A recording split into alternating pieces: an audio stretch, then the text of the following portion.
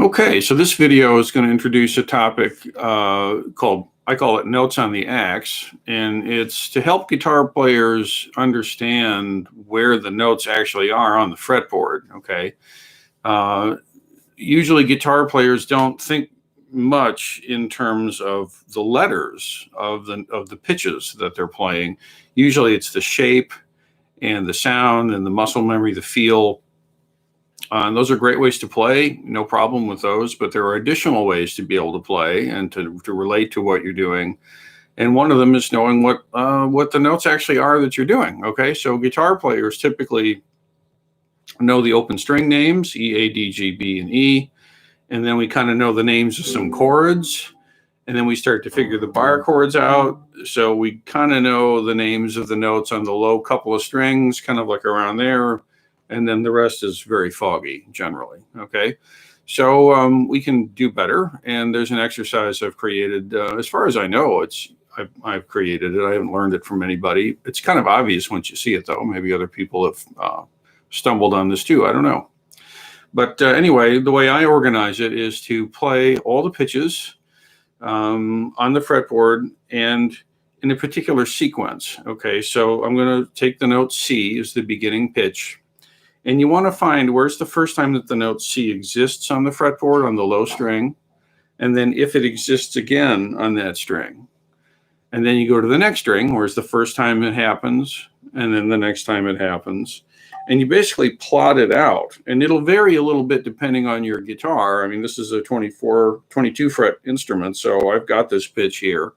If a 24 fret instrument, then you have 2 octaves. You have to account for that. If you have a 21 fret instrument like a Strat, then you adjust accordingly up here in the nether regions. But basically, you map out all the notes where the pitches exist, and we play them up and down. And the whole point of this is to kind of get your brain corralled into actually just learning the names of the notes.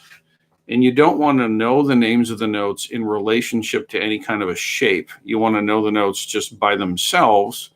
Like if you type on the computer keypad there, the letter G, you just can see it's G. You don't have to think it's G because it's one diagonally above the V and deduce that it's G. You just know it's G, okay? And you want the notes on the guitar neck to be that clear to you.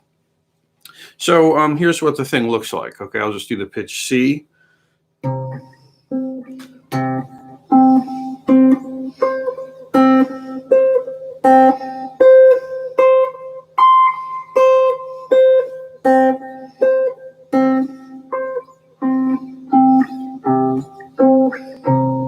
Just like that. See, I went up and back, totally up and then totally back. And those are all the notes C everywhere they exist. And that might seem simple, but it takes a bit of doing to get it going, right?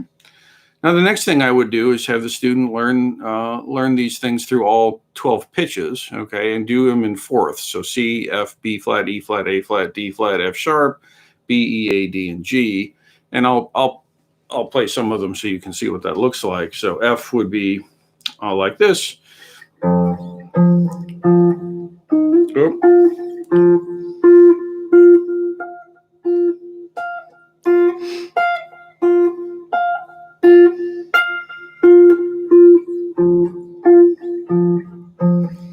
And then B flat would be here.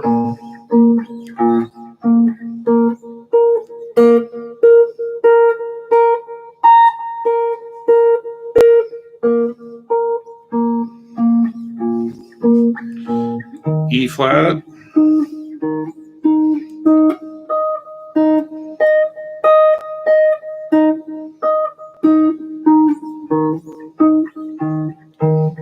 A flat.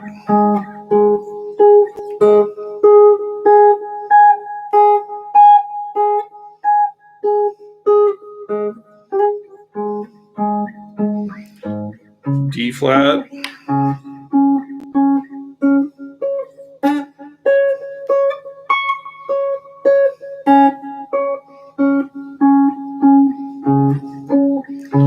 F sharp.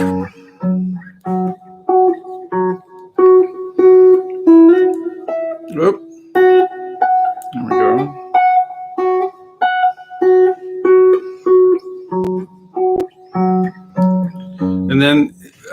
there I started thinking about it, but there we call it F sharp rather than G flat. You could call it G flat just as credibly, okay? But I typically would call it F sharp because I encounter F sharp more commonly than I encounter a G flat in the world. And all of those flat notes can also be a sharp note, you know. Theoretically, D flat is the same as C sharp. I don't spend time studying it that way. You could, but definitely get the D flat down. Anyway, then we're down at the other end. That's halfway. So the next half you go B, E, A, D, and G. And for most guitar players, those are slightly better known because of the open strings. You want to include the open strings when you do the exercise. So for example, B.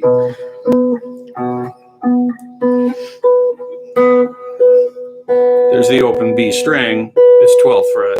I don't worry about the harmonics and stuff. I mean, you could if you want to another layer, but just plain old notes, right? And then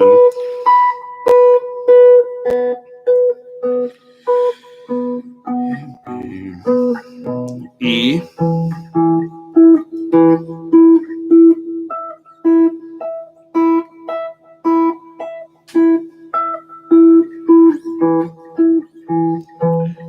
A.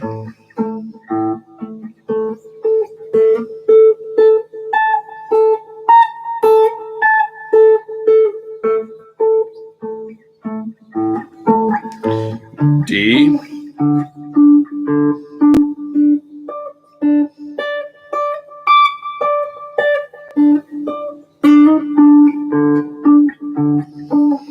And G.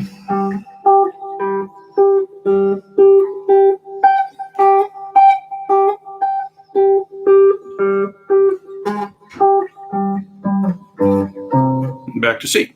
Okay, so that's something like it. Now you don't have to do it at that fast of a tempo. If it's kind of kicking you behind, you can slow it down. The main thing is that you want to actually say internally C, C, C, C, C, and keep your mind on track when you're doing this. And you literally are forcing yourself, or you're giving yourself the opportunity to memorize the pitches, because the ultimate end of this, you get on stage and play this for friends. I mean, you know, no one wants to hear this. I get it, but it is giving you the architecture of the fretboard from at least this point of view. What are the pitches that you're playing? Okay.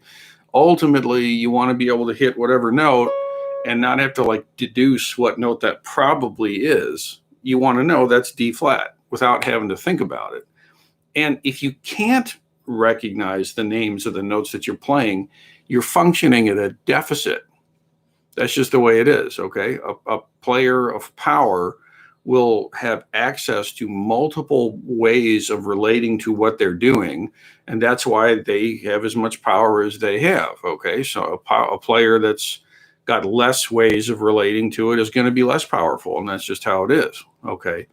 So so that's the assignment. Notes on the axe: C, F, B flat, E flat, A flat, D flat, F sharp, B, E, A, D, G, and just play them all kind of consecutively through like that. It's kind of a ritual, or rite of passage, if you would, in my Applied Lesson Studio.